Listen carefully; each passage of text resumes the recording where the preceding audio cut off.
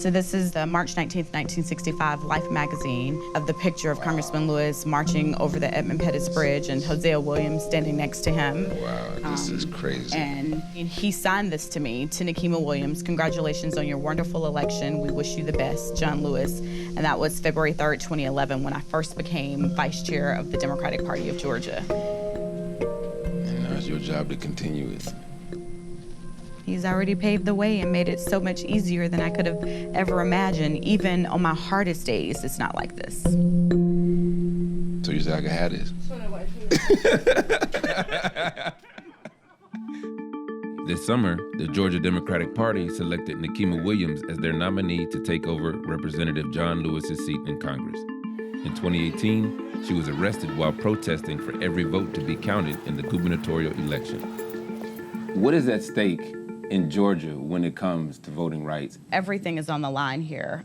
When you look at what's happening in our state legislatures across the country, that's where lines are drawn for redistricting. And you're talking about decisions that we make in this election in 2020 impacting us for an entire generation. Could you speak about just the history of voter suppression in the state of Georgia and what it looks like now? So we're in the Deep South. You understand this, being from the South yourself. And there are many people that don't think that people that look like us should have the same voice in our government, in our country, that they have. Our election had been delayed twice. Our presidential preference primary was supposed to be held in March, and then it was delayed to May, and then delayed again to June 9th. A lot of polling locations were closed because of COVID, and we didn't have enough poll workers, but there weren't provisions put in place to accommodate for people showing up to vote in force. Our Secretary of State decided that the right thing to do so that people wouldn't have to sacrifice their health by casting their ballot was to email absentee ballot applications to all active voters. I submitted my application in March and never received it, kept waiting and waiting, and that wasn't unique to just me. So many people across the state never received their absentee ballots. So I showed up on the last day of early voting on June 5th to cast my ballot. I waited in line 5 hours on my 10-year wedding anniversary just to cast my vote in the June primary. And that was for early voting. So election day was even more chaotic. People showed up to vote that morning, and some polling locations didn't have adequate power supply for the new voting machines. They bought these machines the previous fall. Because of COVID-19, the Democratic National Convention is virtual. I should take my mask off, right? Yes, we're all gonna keep everything on. You can keep it off. Okay, and I don't know what this mask just did to my lipstick. Senator Williams pre-taped her message representing Georgia. My mentor, Congressman John Lewis, knew that the right to vote is sacred. Georgians know that our ability to vote is under attack. From the cradle of the civil rights movement and in the spirit of good trouble, Georgia cast our 117 votes for Joe Biden for president. What was the last word? Our next president, Joe Biden. I just made up the last part because I couldn't see it. Voter suppression in Georgia is real, but there are people actively fighting it on different fronts.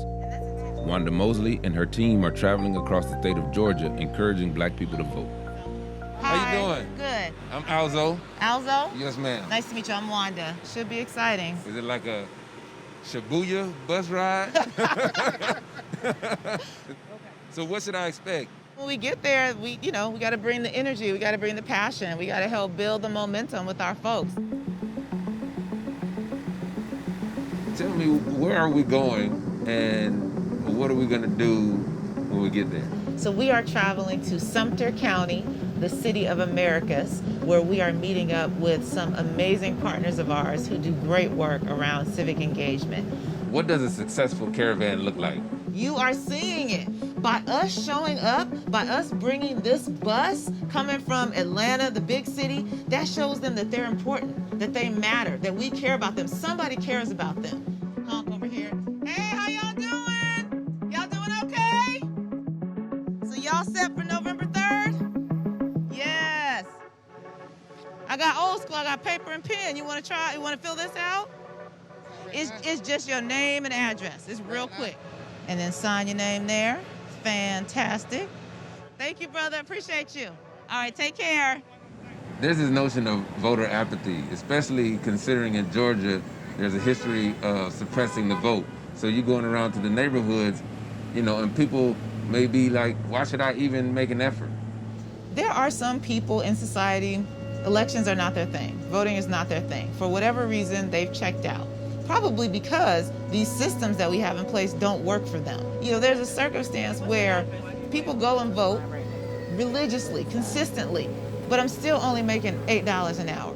I'm still having to work 2 and 3 jobs to keep food on the table. I spent 3 or 4 hours in line so that my voice could be heard. But yet and still, things aren't getting better in my community. So yeah, there are reasons why people don't vote, why people check out. And a lot of that is caused by these systems, and this is intentional. These barriers are placed in front of certain people to keep certain people home because certain people want to keep their seats of power. Fulton County, which is mostly made up of Atlanta residents, had a pretty bad primary June 9th. People stood in line for hours, some voting machines weren't working, and poll workers went home before closing time. All of this happened on Rick Barron's watch.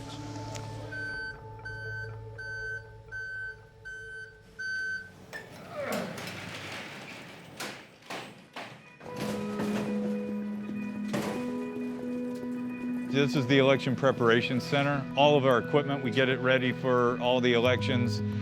All the supplies that go into the supply boxes for early voting Election Day, all of that's prepared here.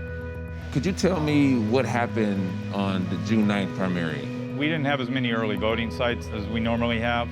We lost a quarter of our Election Day polling locations. We lost hundreds of Election Day workers. We had 140-fold increase in absentee by mail applications. One of my workers on the absentee side died of COVID, and the one who oversaw that whole program also, he had COVID, and he was out until about April 21st. And we were closed 6 of the first 9 days we started receiving applications. All the training was done via video. If you look at a map, and you mentioned in Fulton County, and that's mainly where African Americans live. And so from the onlooker, Right. You're like, wait a minute. I've seen this, I've heard this record play over and over and over again, and I'm getting tired of it. I can understand how it would seem that way. This had more to do with issues all surrounding the pandemic than anything, and I think we're prepared going forward to make sure that that isn't repeated.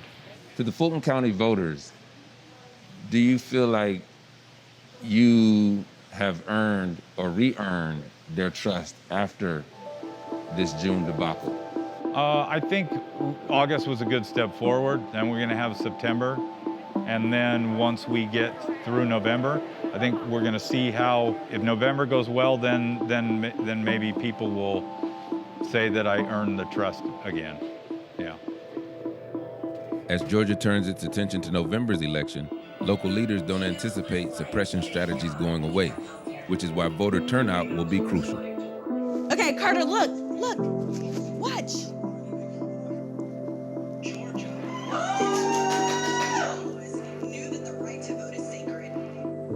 All right then.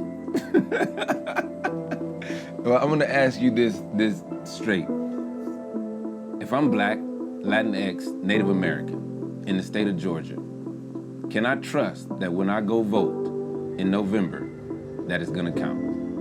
There are going to be forces working against us, but we're going to do everything in our power to make it a reality. Unfortunately, until more people that look like us show up to vote and we're in charge, I can't guarantee you what the other party's going to do. But what I can tell you is that you have a party here in this state fighting for your right at every step of the process.